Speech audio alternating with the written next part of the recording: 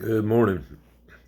It's Saturday, man. It's a good day when you don't have to go to work, but it's also a good day when you got work.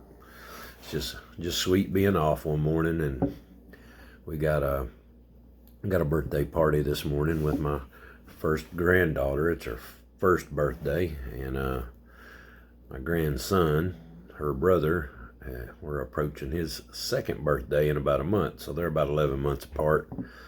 Old Papa here is enjoying it. It's good. So that's what we got going on. But you know what? I flipped open my Bible just for a few minutes. That's really all the time I have before the house comes alive this morning. And you ain't gonna be able to hear yourself think then. So it's good to get up early. I'm in Hebrews 11. Yesterday we were discussing the great men and women of faith who lived like nomads, who lived on this earth with the acknowledgement that they did not belong to it. And as you get into 11, there's a list of people we call the Hall of Faith.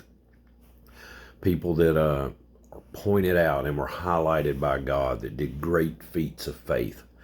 You have in that list, your Samsons, your Gideons, your Davids, Daniel shut the mouth of lions. Really, you could, that Shadrach, Meshach, and Abednego. You have these great people as our examples, and you hear that, cheered on and people who want to emulate them, and that is good.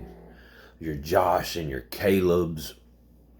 But in Hebrews 11, there's two groups of people mentioned. There's that group. Then it says, but others.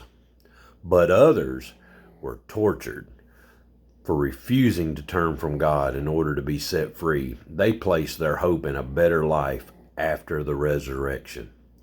Some were jeered at, their backs were cut open with whips, others were chained in prisons.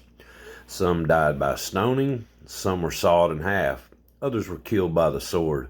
Some went about wearing skins of sheep and goats, destitute, oppressed, and mistreated. They were too good for this world, wandering over deserts and mountains, hiding in caves and holes in the ground. All these people earned a good reputation because of their faith. Yet none of them received all that God had promised, for God had something better in mind for us, so that they would not reach perfection without us. The day of the Lord, the final day of mankind, Judgment Day, all of these words are the same day. The day the lights go out. The day the earth is rolled up, burnt, the heavens and the earth pass away, and there's a new heaven and a new earth. That's actually when we get our reward. And these two groups of people, we have to remember that while we very much want to be like the first group, are we prepared to be like the second group? Both groups of people had to be armed with the exact same attitude. God was in charge of the outcome. And that's how the story would be written later, is by the outcome. We don't often look at the fact that the same God who does the impossible sometimes to showcase himself and his mighty power also is the same God who allows you to be showcased by your willingness to lay down your life for him for righteousness' sakes, knowing that this earth is not your place. It's not your homeland. That's why I say don't put down roots. Don't lay a foundation here. All of that to showcase sometimes your faith, your willingness to know that you've got a reward coming. You just need to be focused on allowing God to form the character of his Son in you through the good times and especially through the bad times. When Jesus says, do not return evil for evil.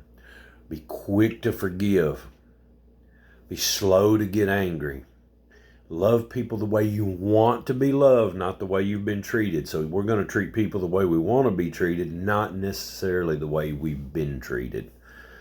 That's a tough one, I know. But when you start to really get in your mind what your purpose for being on the earth is, you enjoy family, you enjoy relationships, you enjoy life, because Jesus said that I come that you'd have life and have it abundantly. But do not lose track of why you're here. Once that's solidly in you, then you see everything else as a manner of forming the character of Christ in you. Everything that comes at you, the good, the bad, the sharing of what you have with others, your love for your brother and sister, all of mankind. It changes. It changes your outlook. Look, I love you guys. I just wanted to keep this a quick little short video this morning. Man, y'all have a good weekend. I love you. Bye-bye.